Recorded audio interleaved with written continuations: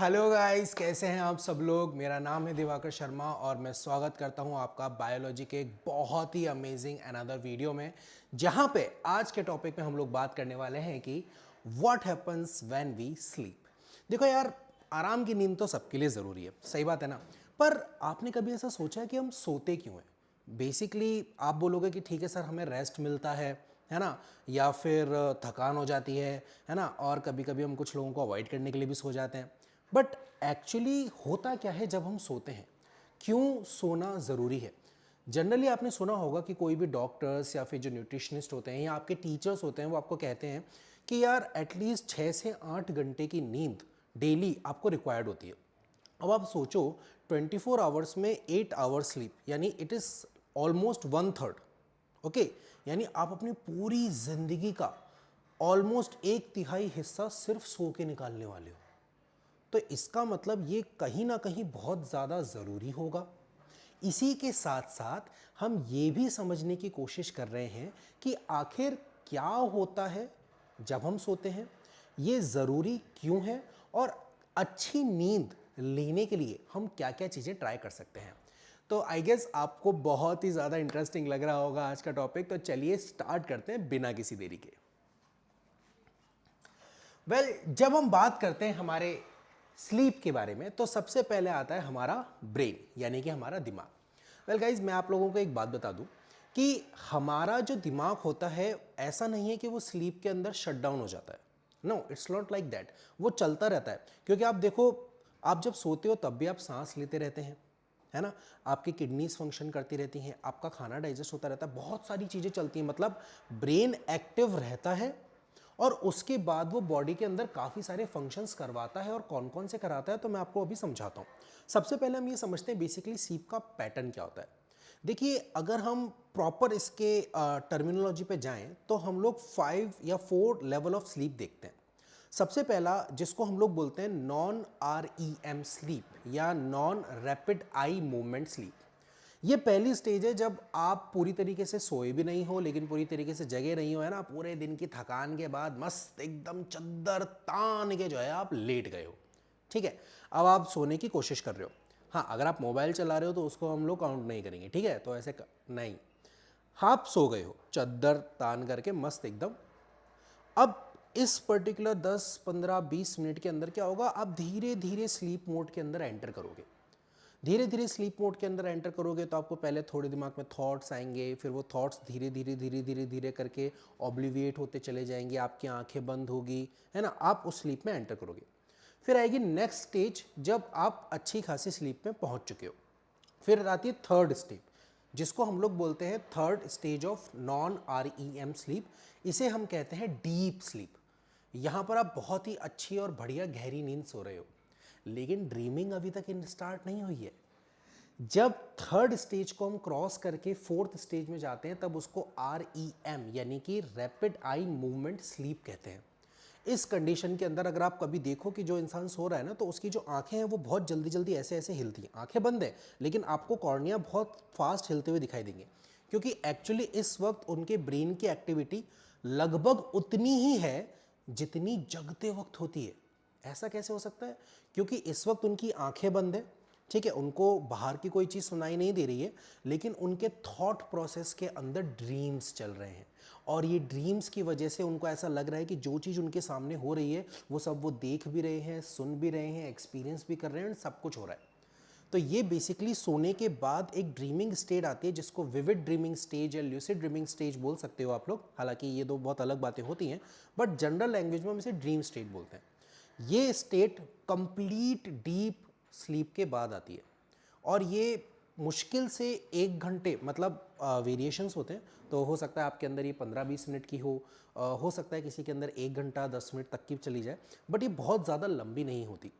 हम maximum condition में second and third stage की स्लीप में सोते हैं। ओके, तो जब हम सोते हैं तो आप इसको ऐसा समझिए जैसे कि जब प्लेन टेक ऑफ करता है, तो उस वक्त पायलट्स जो होते हैं वो बहुत ज़्यादा सतर्क रहते हैं, ठीक है। फिर उसके बाद जब वो टेक ऑफ करके एक पर्टिकुलर हाइट पे पहुंच जाता है, तो अब उसको सिर्फ सीधा चलना है ना। तो ऐसे टाइम पे वो उसको ऑटो पायलट मोड पे डाल सकते हैं, क्योंकि उसके बाद उनको कंट्रोल को बहुत ज़्यादा छेड़ने की ज़रूरत नहीं है। इसी पर्टिकुलर डायरेक्शन के अंदर उनको कई किलोमीटर्स ट्रैवल करना है। तो वो उसको पर्टिकुलर जगह पे पर्टिकुलर कोऑर्डिनेट के साथ छोड़ देते हैं और उसको ऑटो पायलट पे डाल देते हैं। बिल्कुल इसी तरीके से गाइस हमारा जो ब्रेन है, जब हम सोते हैं तो हमारी बॉडी के सिस्टम्स को सेट करके उनको ऑटो पायलट पे डालने की कोशिश करता है। यानी कि ब्रेन का जो सबसे पहला चीज़ होती है, जो सबसे मोस्ट इंपॉर्टेंट चीज़ होती है, वो है इफेक्ट्स ऑन बॉडी। पर कौन कौन से इफेक्ट्स होते हैं ये अपन थोड़ी देर में समझेंगे। सबसे मेन जो बात है वो है कॉन्सोलिडेटिंग मेमोरीज। यानी इसका मतलब क्या होता है, देखिए पूरे दिन में हम कई तरीके के एक्सटर्नल स्टिमुलाई से रूबरू होते हैं। हम चल रहे हैं, हम अलग अलग कलर, शेप, साइज, स्ट्रक्चर्स देख रहे हैं, हम अलग अलग तरीके की आवाज़ सुन रहे हैं, उसमें से कुछ हम पहचानते हैं, कुछ हम नहीं भी पहचानते हैं, राइट। हम अलग अलग चीज़ों की टेस्टिंग कर सकते हैं, पूरे दिन में हमने अलग अलग चीज़ें खाई। तो ऐसे करके हमारे बहुत सारे स्टिमुलस, बहुत सारी चीज़ें हमने सीखी। जैसे मान लीजिए आप पढ़ने गए, आप स्कूल में गए, आप कोचिंग पे गए, तो वहाँ पे सर आए थे, उन्होंने कुछ पहना होगा, उन्होंने कुछ बताया होगा, उन्होंने कोई टॉपिक की बात करी होगी, आपने अपने दोस्त के साथ मटर गश्ती करी होगी, है ना, सर सामने पढ़ा रहे हैं, पीछे से आपने उसकी चिमटी काटी होगी। इस तरीके के काफ़ी सारी चीज़ें आप लोग करते हो। वो सब जो हैं वो आपकी टेम्पररी मेमोरी में धीरे धीरे करके स्टोर होता रहता है। ओके, अब इतना सारा डेटा जो इकट्ठा हुआ है, उसके अंदर से कौन सा डेटा हमें लॉन्ग टर्म मेमोरी के अंदर लेके जाना है, ये सारा काम ब्रेन स्लीप में ही कर सकता है, वेक में नहीं कर सकता। बेटा क्यों? क्योंकि वेक में ऑलरेडी वो मेमोरीज कलेक्ट करने में बिजी है। वेक कंडीशन यानी उठते वक्त वो बहुत सारी चीज़ें, बहुत सारी चीज़ों को समझ रहा है, देख रहा है, उनकी मेमोरीज बना रहा है। लेकिन वो सब जो चीज़ें रख ली, उसके बाद उसमें से कौन सी काम की है और कौन सी काम की नहीं है, किसको लॉन्ग टर्म में भेजना है, किसको नहीं भेजना, ये काम वो स्लीप में करता है। इट्स लाइक कि आप किसी बढ़िया से वैकेशन पे गए, अब आप हर जगह फ़ोटो खींच रहे हो, तो फोटो सारी सेव तो हो रही हैं, पर वो सारी की सारी फोटोज आप अपलोड नहीं करते ना, सारी की सारी फोटोज आप भेजते नहीं किसी को। अब बैठकर आप क्या करोगे एक खाली जगह पे, या फिर आप वैकेशन के बाद घर आ गए, अब आप क्या करोगे, अब आप आराम से उन फोटो को सेलेक्ट करोगे कि हाँ ठीक है, ये अच्छी है, ये अच्छी है, अरे देखो इसमें तो मेरा मुंह टेढ़ा हुआ है ना, ऐसे करके आप पूरा सेलेक्ट करते हो। सेम यही काम मेमोरीज के साथ ब्रेन करता है। रोज रात को जब आप सो जाते हो तो फिर ब्रेन की कॉन्शियसनेस देखते हैं कि हाँ भैया बताओ क्या है आज। बोले सर देखो मुर्गे ने बांग दी, गाय ने सींग मारा, बोले ये सब फालतू की चीज़ें हटाओ, हटाओ हटाओ हटाओ हटाओ। अच्छा ओ उसने ऐसा कहा था, हाँ ये तो काम की चीज़ लग रही है, रख लो उसको, है ना। और पढ़ाई की जैसी बात आती है, अच्छा पढ़ाई ठीक है देख लो, है ना। तो जनरली हम उसको शॉर्ट टर्म में डालते नहीं है, और धीरे धीरे करके लॉन्ग टर्म के अंदर वो कन्वर्ट नहीं होती। लेकिन यहीं पर मैजिक होता है प्रैक्टिस का। मान लीजिए कि अगर आप किसी एक जगह पे बैठे हैं और आप देख रहे हैं कि अच्छा पढ़ाई ठीक है यार, हटाओ उसको, नहीं रखना लॉन्ग टर्म में। अब अगले दिन आपने वापस से वही चीज़ पढ़ी, तो वापस से उसी चीज़ की मेमोरी बनी। फिर अगले दिन अरे यार ये फिर आ गया, मना किया था ना इसको, हटाओ उसको, लॉन्ग टर्म में नहीं रखना। फिर आपने तीसरी बार पढ़ा, आपने चौथी बार पढ़ा, आपने पांचवी बार पढ़ा, आप उसकी प्रैक्टिस करते जा रहे हैं, करते जा रहे हैं, करते जा रहे हैं। एक टाइम बाद ऐसा होगा कि ब्रेन बोलेगा थक हार के, ठीक है भाई मैं समझ गया, तेरे लिए इंपॉर्टेंट है, एक काम कर लॉन्ग टर्म में ध्यान दे इसको। और यहीं पर वो जादू होता है। तो consolidating memory is a very very important function of brain, और हमें चीज़ें लंबे समय तक याद रहें, सही से याद रहें, इसके लिए एक very good night sleep is required. चलिए नेक्स्ट के बारे में बात करते हैं, जो कि है रेगुलेटिंग ऑफ हॉर्मोन्स। बच्चों हमारे ब्रेन में कुछ ग्लैंड्स होती हैं, जिसमें से पीनियल ग्लैंड, हाइपोथैलेमस से जस्ट नीचे pituitary gland, and these are very very important glands. हमारी जो मास्टर ग्लैंड है यानी पिट्यूटरी ग्लैंड है, वो भी हमारे ब्रेन के अंदर हाइपोथैलेमस के जस्ट नीचे सेला टर्सिका नाम की एक बोनी कैविटी होती है, उसमें रहती है। बट इतना नहीं, अपन को बस इतना पता होना चाहिए यार, ग्लैंड होती है जस्ट हमारे पीछे। यहाँ पर बीच में एक ग्लैंड होती है बेटा, जिसको बोलते हैं पीनियल ग्लैंड। इसे थर्ड आई भी कहा जाता है, बिल्कुल तीसरी आंख है ना, बिल्कुल यहीं पर है, एकदम पट्ट से हेडशॉट वाली जगह पे। तो तीसरी आंख जो होती है यानी जिसको पीनियल ग्लैंड कहते हैं, ये हमारे अंदर एक हार्मोन सिक्रीट करती है जिसे बोलते हैं मेलेटोनिन। मेलेटोनिन हार्मोन जो होता है, ये एक बहुत ही स्पेशल हार्मोन है जो हमारी सर्केडियन रिदम और sleep wake cycle, daily life cycle को कंट्रोल करने का काम करता है। यानी होता क्या है कि जैसे जैसे रात होती है, हमारी पीनियल ग्लैंड एक्टिवेट होती है और थोड़ा थोड़ा करके मेलाटोनिन जो है वो सिक्रेट करती है। अच्छा हाँ, इसे मेलानिन से कंफ्यूज ना करें, मेलानिन जो होता है वो स्किन का कलर बनाता है, मेलेटोनिन जो हार्मोन है हम उसके बारे में बात कर रहे हैं। अब ये हार्मोन धीरे धीरे आना स्टार्ट होगा, तो जैसे जैसे अंधेरा होता चले जाएगा हमारे ब्रेन को सिग्नल मिलेगा कि ठीक है यार, दिन ढल चुका है। वी आर नॉट नॉक्ट्यूरल एनिमल्स, हम रात में एक्टिव नहीं होते हैं, हम दिन में एक्टिव होते हैं, तो इसलिए हमको सोने की ज़रूरत है। अब क्या होता है कि इस पर्टिकुलर टाइम पे हॉर्मोन्स की साइकिल होती है। जैसे 9 बजे के आसपास पीनियल ग्लैंड ने थोड़ा सा सिक्रेट किया, 11 बजे के आसपास थोड़ा सा सिक्रेट किया। अगर आप उस समय सो गए तो आपको बहुत ही फ्रेश मॉर्निंग मिलेगी। क्यों? क्योंकि उस समय मेलाटोनिन डाल रही है, और melatonin is required for sleep. यानी कि मेलाटोनिन जब आपकी बॉडी में बढ़ेगा तो आपको अच्छी नींद आएगी, आपको गहरी नींद आएगी, बढ़िया नींद आएगी। बट ये पीनियल ग्लैंड को अगर लाइट्स मिलती हैं, मैं आपको एग्जांपल देता हूँ। जैसे मान लीजिए कि मैं बिल्कुल अंधेरे में हूँ और उसके बाद मैं मोबाइल लगा रहा हूँ। अब मैं मोबाइल देख रहा हूँ इतने पास से, तो मोबाइल से जितनी भी लाइट्स आ रही हैं, जितनी भी ब्लू रेज आ रही हैं, वो सारी मेरी आंखों में जा रही हैं और मेरे पीनियल ग्लैंड को ये संदेश दे रही हैं कि नहीं यार, अभी तो बहुत ज़्यादा रोशनी है, अभी मेलाटोनिन सिक्रीट करने की ज़रूरत नहीं है। यानी कि जो काम उसे करना चाहिए था वो हमने नहीं करने दिया, and that is very very problematic. इसी वजह से अगर आप रात को स्क्रीन टाइम ज़्यादा रखते हो तो आपको नींद नहीं आएगी। ऐसा नहीं होता आपके साथ? देखो, एक 10 या 11 बजे के बाद एक मस्त सा झोंका आता है, अगर आप उसमें सो गए तो सो गए। बट अगर मान लो आप उस समय मोबाइल चला रहे हो, तो उसके बाद सीधा 12, 1, 2 बजे के आसपास, 3 बजे के आसपास वापस से एकदम आता है कि अरे भैया अब तो सोने की ज़रूरत है। उसके बीच में आप ट्राई करोगे, आपको नींद ही नहीं आएगी, क्योंकि वो हार्मोन की साइकिल जो है वो आपने ख़राब कर ली अपनी। और इसीलिए ये बहुत ज़्यादा ज़रूरी है कि हम सोएं, क्योंकि इस पर्टिकुलर टाइम पे हमारी बॉडी में कई सारे हार्मोन्स ब्रेन रिलीज़ करता है। इवन मैं आपको बताऊं, जो ग्रोथ हार्मोन है, जो हमारी बॉडी की ग्रोथ, हाइट वगैरह बढ़ाने में मदद करता है, स्लीप टाइम में ही वो रिलीज़ होता है।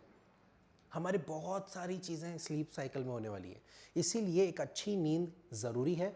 ब्रेन पूरी तरीके से इनएक्टिव नहीं होता, बट हाँ, वो भी थोड़ी देर के लिए रेस्ट पे जाता है। उसको पता है उसको हाथ पैरों को कंट्रोल करने की ज़रूरत नहीं है, उसे हाथों हाथ कंडीशन लेने की ज़रूरत नहीं है। इमरजेंसी सिचुएशन अभी नहीं आ सकती, फाइट फ्लाइट फियर, हम एक कंफर्टेबल सेफ स्पेस पे सो रहे हैं, तो वो अपने कुछ कामों को रोक देता है, बाकी कामों के ऊपर वो फोकस करता है। जो उसका सबसे ज़्यादा इंपॉर्टेंट काम है वो है इफेक्ट्स ऑन बॉडी, और बॉडी पे बहुत सारे इफेक्ट होते हैं। कौन कौन से इफेक्ट होते हैं, आइए उनको देखते हैं। सबसे पहले तो repairing and resting, restoring energy. इसका मतलब ये होता है कि जब हम सोते हैं तभी हमारी हीलिंग प्रोसेस काम करते हैं। देखो यार, इस बात को समझो, हमारी पूरी बॉडी के अंदर एनर्जी का एक सोर्स है ना, एक कोर एनर्जी हमारी। अब उस एनर्जी को अगर मैं यूज़ करना चाहता हूँ, है ना, मान लीजिए आपके पास 100 रुपये हैं और आप उसको यूज़ करना चाहते हैं। अब आपके पास यूज़ करने के लिए दुनिया भर की चीज़ें हैं।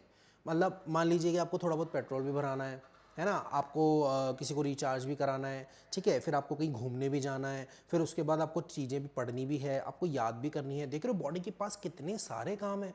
इसके अलावा अंदर डाइजेशन करना है, ब्लड को प्रॉपर्ली सर्कुलेट करना है, ब्लड को प्रॉपर्ली फिल्ट्रेट करना है, कब कौन सा हार्मोन रिलीज़ करना है, कब क्या, मतलब पूरी बॉडी, पूरा ब्रेन पूरे टाइम बिजी रहता है। तो जब हम जगे हुए रहते हैं तो ब्रेन के पास इतना टाइम नहीं होता कि ये बाकी के काम कर सके। जैसे कि अगर कहीं हम कट गए, स्किन छिल गई, या फिर हमारे कहीं भी किसी भी तरीके की कोई प्रॉब्लम आ गई, तो उसकी रिपेयरिंग जो करता है ना ब्रेन, वो स्लीप साइकिल के अंदर, यानी स्लीप कंडीशन के अंदर बेस्ट करता है। इसीलिए बोला जाता है कि अगर आप बीमार हैं या आपके कहीं लग गई है तो आप आराम कीजिए, क्योंकि आप बॉडी को रेस्ट देंगे तो ब्रेन के ऊपर से एक बहुत बड़ा बोझ हट जाएगा कि अभी मुझे बॉडी के ऊपर ध्यान देने की ज़रूरत नहीं है। I can focus my energy into healing and repairing. और इसी टाइम पे एनर्जी भी रिस्टोर हो जाती है, क्योंकि हमारी मसल्स एटीपी बहुत ज़्यादा यूज़ करती हैं, और सोते टाइम पे हमारी मैक्सिमम वॉलेंट्री मसल्स जो होती हैं वो रिलैक्स्ड होती हैं। दैट्स वाई ब्रेन के पास बहुत सारा एनर्जी का माल मटेरियल भरा होता है, जिसको वो हीलिंग एंड रिपेयरिंग में लगाता है। और कहाँ लगाता है?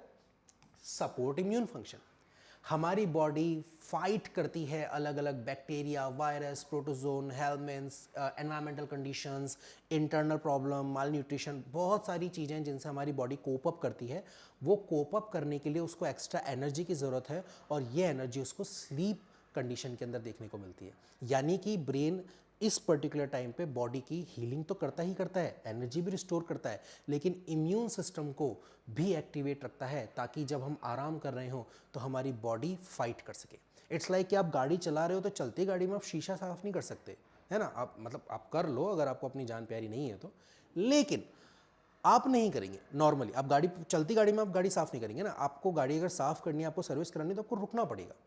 रुकोगे, आप गाड़ी बंद करोगे, उसके बाद ही तो उसकी सर्विस करोगे। ऐसे ही जो हमारी गाड़ी है, हमारी जो बॉडी है, इसको हम एक जगह लिटा देंगे, सुला देंगे शांति से, उसके बाद ब्रेन ये सारे काम कर पाएगा। Next, digestion. यार आपने सुना होगा कि खाना खाने से हमें एनर्जी मिलती है, सही बात है ना भाई, food is a source of energy. पर आपने कभी ऐसा महसूस नहीं किया कि यार खाना खा के तो और ज़्यादा आलस आता है?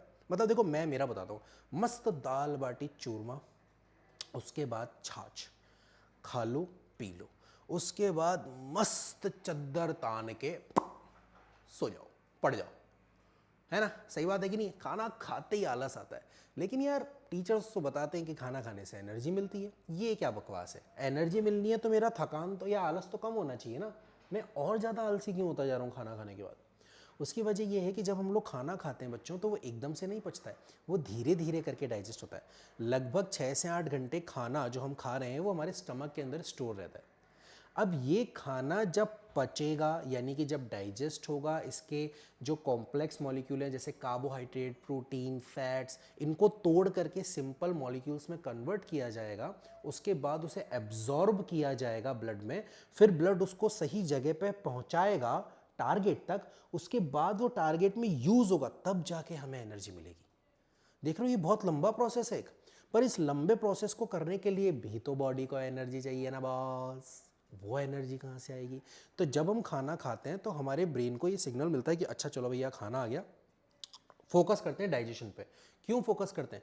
क्योंकि चलते रहने के लिए डाइजेशन ज़रूरी है, क्योंकि उसी से हमें एनर्जी मिलेगी, राइट? तो एनर्जी सोर्स तो इंपॉर्टेंट है ना यार, सही बात है ना भाई। किसी भी फैक्ट्री के अंदर अगर पानी का टैंकर आ रहा है और डीजल का टैंकर आ रहा है, तो डीजल के टैंकर को पहले अंदर लेंगे, क्योंकि फैक्ट्री चलती रहनी चाहिए।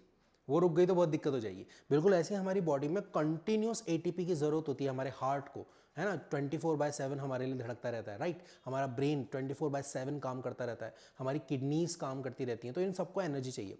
तो जैसे ही खाना आता है तो ब्रेन बोलता है ना ठीक है, जो भी काम कर रहे हो, एक काम करो, मुझे इधर से थोड़ी एनर्जी दो, इधर से एनर्जी दो, इधर से एनर्जी दो, और ये एनर्जी मैं डाइजेशन में लगा देता हूँ। अब डाइजेशन बहुत ज़्यादा अच्छी तरीके से करने के लिए हमें सोने की ज़रूरत होती है, क्योंकि मैक्सिमम टाइम देखो हम चल फिर रहे हैं, भाग दौड़ रहे हैं, इतनी सारी चीज़ें कर रहे हैं, तो ब्रेन थोड़ा सा ऑक्यूपाइड है। पर अगर हम सो जाते हैं, इसका मतलब ये है कि अब ब्रेन काफ़ी सारी एनर्जी को, अपने काफ़ी सारे फोकस को रीडायरेक्ट करके प्रॉपर डाइजेशन करवा सकता है ना? बट इसका मतलब ये नहीं कि तुम बोलो कि सर ने ही बोला था बढ़िया डाइजेशन है, खाना खाते ही सो जाओ। ऐसा नहीं है भाई, है? एक साइकिल भी होनी चाहिए, उसके बारे में हम लोग बात करेंगे। बट हाँ, maximum digestion takes place when we sleep. Next, limiting movements and urination. यार हमें पता ही है, सोते सोते हमारे जो मूवमेंट्स होते हैं ब्रेन को लिमिट कर देता है, इसलिए हमारे वॉलेंट्री एक्शंस बहुत ज़्यादा नहीं होते, हम एक ही जैसे पड़े रहते हैं, ठीक है? हमारे हाथ पैर जो होते हैं बिल्कुल उसकी मसल्स रिलैक्स्ड होती हैं।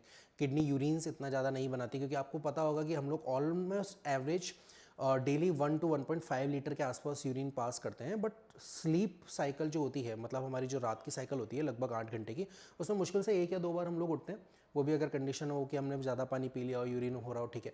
वरना किडनीज़ का यूरिन बनाने का जो प्रोसेस है ये भी काफ़ी टाइम स्लो कर दिया जाता है, ताकि हम अच्छी नींद ले सकें, हमें बीच में डिस्टर्ब ना हो। और छोटे बच्चे इसका काफ़ी फ़ायदा उठाते हैं, तो वो तो हम समझ ही सकते हैं ना, वो तो सोते सोते ही मस्त, कोई दिक्कत नहीं है, डाइपर पहना हुआ है, और नहीं भी पहना हुआ है तो मम्मी पापा ही साफ़ करने के लिए, है ना? फिर साइकिलिंग थ्रू स्लीप स्टेजेस। तो जो स्लीप के स्टेजेस मैंने आप लोगों को बताया, non rapid eye movement sleep, फिर REM second phase, REM sorry non REM second phase, non REM third phase, and REM last हमारी ड्रीमिंग फेज होती है। उसको रेगुलेट करना कि हम धीरे धीरे करके उस स्टेज से पहुंचते पहुंचते वहाँ जाएं, ये सारा रेगुलेशन भी ब्रेन करता है।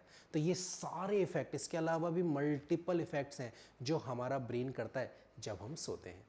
तो देखा आपने स्लीप कितनी ज़्यादा इंपॉर्टेंट है। बट फ़र्क ये बात ये है, या मेन बात ये आती है कि यार कैसे एक बढ़िया स्लीप ली जाए। देखो यार, हम सबको पता है सोना ज़रूरी है, और हम में से कईयों को सोना पसंद भी बहुत है, क्योंकि ये एक बढ़िया काम है जो हम आसानी से कर लेते हैं। कुछ करना ही नहीं है, चद्दर तानो, आंखें बंद करो और मस्त खर्राटे मारो। कोई टेंशन नहीं, कोई नाटक नहीं, टाइम ऐसे पास होता है कि मस्त मज़ा आ जाता है। लेकिन आप कितने घंटे सो रहे हो, उससे इस बात का फ़र्क नहीं पड़ता कि आप कितना बेटर सो रहे हो। The time duration and the sleep quality are not the same thing. अच्छी स्लीप क्वालिटी का मतलब ये है कि आप बढ़िया से थर्ड नॉन रैम स्टेज तक जाओ, फिर उसके बाद आप रैम स्टेज तक जाओ, आप एक बढ़िया डीप स्लीप लो, जिससे कि आपकी बॉडी के अंदर काफ़ी सारी चीज़ें जो हम लोगों ने अभी इसमें से कुछ डिस्कस भी करी, वो सारी चीज़ें हो सकें। और इसके लिए हमें एक बेटर स्लीप की ज़रूरत है, एक बढ़िया गुड नाइट स्लीप की ज़रूरत है। वो कैसे हो सकती है, चलिए आइए उसके बारे में हल्का फुल्का हम लोग बात करते हैं। सबसे पहले कंफर्टेबल एरिया एंड एनवायरनमेंट। देखिए आप जहाँ भी सो रहे हैं वो एरिया कंफर्टेबल होना चाहिए। आप एक बढ़िया एनवायरनमेंट क्रिएट करें, हल्का सा ठंडा रखें रूम, हल्का सा। आप ब्लैकआउट कर्टन्स का यूज़ कर सकते हैं, क्योंकि देखो कहीं से भी अगर लाइट आ रही होगी ना तो पीनियल ग्लैंड उतना मेलेटोनिन सिक्रीट नहीं करेगी। आपको उसे देना पड़ेगा कि बिल्कुल अंधेरा है, now we want to sleep, है ना। अगर आपको ऐसा लगता है कि नहीं सर मुझे तो अंधेरे से डर लगता है, बूगीमैन आ जाएगा, खा जाएगा, हाय, ऐसी कंडीशन है, तो आप छोटा सा नाइट लाइट लगा सकते हो। बट वो नाइट लाइट आप ऐसे लगाओ कि वो आपके चेहरे पे ना पड़ रहा हो, वो पीछे की तरफ से आ रहा हो, सो दैट आपके जो फेस है उसके ऊपर, उसके बिल्कुल सामने, उसके बिल्कुल आगे की तरफ लाइट ना चले। तो ये बेस्ट चीज़ होती है। आप कंफर्टेबल एरिया में जाएं, एक बढ़िया एनवायरनमेंट क्रिएट करें, डार्क एनवायरनमेंट क्रिएट करें, हल्का सा टेम्परेचर थोड़ा कम रखें, चादर ओढ़ करके सोएं, आपको बहुत ही ताज़ी नींद आएगी, है ना। स्लीप रूटीन, भाई एक प्रॉपर स्लीप रूटीन ज़रूरी है। ऐसा नहीं कि मुझे 8 घंटे की नींद है तो एक काम करता हूँ 2 दिन लगातार जाग लेता हूँ, फिर मैं 16 घंटे सो लूँगा, ऐसा नहीं होता। आपको एक प्रॉपर साइकिल की ज़रूरत है। आप इसका एक आदत बना लीजिए कि लगभग 11 बजे मुझे सो ही जाना है एनी हाउ। तो जब आप 11 बजे डेली सोना स्टार्ट करेंगे तो स्टार्टिंग के दिन में आपको प्रॉब्लम आएगी, लेकिन फिर 1-1.5 हफ्ते में क्या होगा, आपकी बॉडी की जो रिदम है ना वो समझ जाएगी कि यार ये 11 बजे सोने चला जाता है। तो पीनियल ग्लैंड अपने आप को एडजस्ट करके 11 बजे के आसपास मेलाटोनिन सिक्रीट करना शुरू करेगी, जिससे आप 11 बजे सही टाइम पे सो रहे हैं तो बढ़िया डीप स्लीप लें, और उसके बाद आप सुबह 5 बजे 6 बजे के आसपास बढ़िया से रिफ्रेश उठ सकें। तो इसीलिए एक स्लीप रूटीन का होना बहुत ज़रूरी है। प्रॉपर स्लीप रूटीन से आपके मेलाटोनिन के सिक्रीशंस प्रॉपर हो जाते हैं, और इस वजह से आपका स्लीप वेक साइकिल भी बहुत ही शानदार हो जाता है। राइट ईटिंग, भैया ऐसा नहीं है कि मैंने अभी बोला था खाना खाओ मस्त नींद आएगी सो जाओ, तो ऐसा भर पेट दमादम दमादम खा पी करके अपन पड़ गए, ऐसा नहीं, ऐसा नहीं करना है।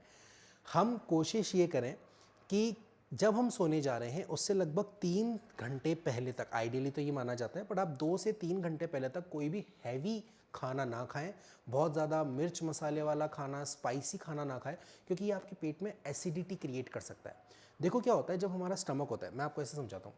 देखो इस तरीके से स्टमक होता है, राइट, है ना, यहाँ पर एसिड होता है। तो जब आप सोओगे तो आपका स्टमक इस तरीके से हो जाएगा, तो ये एसिड आपके ईसोफेगस में ना आ जाए, एसिडिटी ना हो जाए। इसके लिए एक तो राइट डायरेक्शन में सोना इंपॉर्टेंट है, बट अब सोते एक बार मैं सो गया तो मुझे कैसे पता चलेगा लेफ्ट में सोना है कि राइट में सोना है, क्या पे करवट है ना। हम तो उल्टे पुल्टे आड़े माड़ा के कहीं से भी सो जाते हैं। तो इसीलिए ये बढ़िया है कि यार एसिड बने ही ना। अगर एसिड कम बनेगा तो ऊपर भी कम आएगा। एसिड कब बनता है, जब स्टमक को लगता है कि यार खाना पचाने की ज़रूरत है। तो अगर आपने जस्ट सोने से पहले बहुत सारा खा लिया तो स्टमक पूरा भर गया है, अब वो एसिड सिक्रीट करेगा, क्योंकि उसको पता है उसे खाने पचाने की ज़रूरत है। एसिड खाना नहीं पचाता, एसिड पेप्सिन एंजाइम की मदद करता है, जो आप क्लासेस में 10th क्लास में अगर आपने पढ़ा है तो आपको पता होगा कि एक प्रोटीन डाइजेस्टिव एंजाइम होता है, लेकिन वो एक्टिवेट होगा HCl के प्रेजेंस में। तो ये अलग अलग तरीके के जो हमारी बॉडी में काम चल रहे हैं ना, उसको एक प्रॉपर पीएच की ज़रूरत होती है बेटा, और वो पीएच हमारे स्टमक में एसिडिक पीएच HCl एसिड की वजह से आता है। तो अगर आप बहुत ज़्यादा खा लोगे, बहुत ज़्यादा स्पाइसी खा लोगे ना, तो स्टमक में हाई एसिड बनेगा, और ये एसिड आपके एसिडिटी क्रिएट कर सकता है और स्लीप साइकिल को ख़राब कर सकता है। तो आप कोशिश करें कि 2 से 3 घंटे पहले तक कोई हैवी डाइट ना लें, बढ़िया नॉर्मल सिंपल खाना खाएं। एक्सरसाइज एंड स्ट्रेचिंग, यार देखो बॉडी अगर टायर्ड महसूस कर रही है ना तो आपको बहुत बढ़िया नींद आएगी, सिंपल सा हिसाब किताब है। तो सोने से पहले अगर आप प्रॉपरली स्ट्रेचिंग कर लें, आप अपने जितने भी मसल्स हैं उनको अच्छे से स्ट्रेच करें, ठीक है, कमर वगैरह, लोअर बैक, आपके थाइज, काफ्स, अगर आप इनको प्रॉपरली स्ट्रेच कर रहे हैं, सिर्फ 5 से 10 मिनट लगते हैं इस काम को करने में, लेकिन अगर आप इनको स्ट्रेच कर लें तो आप देखेंगे कि आपको बहुत ही बढ़िया नींद आती है, क्योंकि स्ट्रेचिंग करने से वो रिलैक्स होती है मसल्स, ओवर स्ट्रेच करने से, है ना। ओवर स्ट्रेच करना बहुत देर तक नहीं करना है, पर आप उनको हल्का सा ओवर स्ट्रेच करके थोड़ा सा छोड़ोगे ना तो दे फील वेरी रिलैक्स्ड। इसके बाद लास्ट होता है मेलाटोनिन। तो देखिए मैं आपको कभी सलाह नहीं दूंगा कि आप मेलाटोनिन का कोई भी प्रोडक्ट यूज़ करें, इट इज़ डिबेटेबल, बट हम ये चाहेंगे कि नेचुरली हमारे मेलाटोनिन की जो साइकिल है वो प्रॉपर हो, बढ़िया हो। बिना डॉक्टर के एडवाइस के कभी भी हमें कोई प्रोडक्ट नहीं लेना चाहिए, कोई भी सप्लीमेंट नहीं लेना चाहिए। प्रॉपर गाइडेंस के साथ ही आप वो चीज़ लें, क्योंकि यार ये बॉडी है, ये हमें एक बार मिली है, समझो, इसका ध्यान रखना बहुत ज़रूरी है। तो इसको क्या चीज़ों की ज़रूरत है, क्या चीज़ों की ज़रूरत नहीं है, हम डॉक्टर से पूछें तो ही बेस्ट रहेगा। तो ये सारी बातें थी भैया स्लीप की, और बोलते बोलते लगता है मुझे भी थोड़ी सी नींद आ गई है। तो आई गेस अगर आपको भी आ रही होगी तो मिलते हैं हमारे नेक्स्ट वीडियो के अंदर। तब तक मैं एक बढ़िया सी क्विक नैप लेकर के आता हूँ और आपके लिए नेक्स्ट वीडियो प्रिपेयर करता हूँ। आप बढ़िया से हंसते रहिए, मुस्कराते रहिए, इन चीज़ों के साथ शानदार तरीके से सोइए। चलती मिलते हैं हमारी नेक्स्ट क्लास में। तब तक के लिए टेक केयर।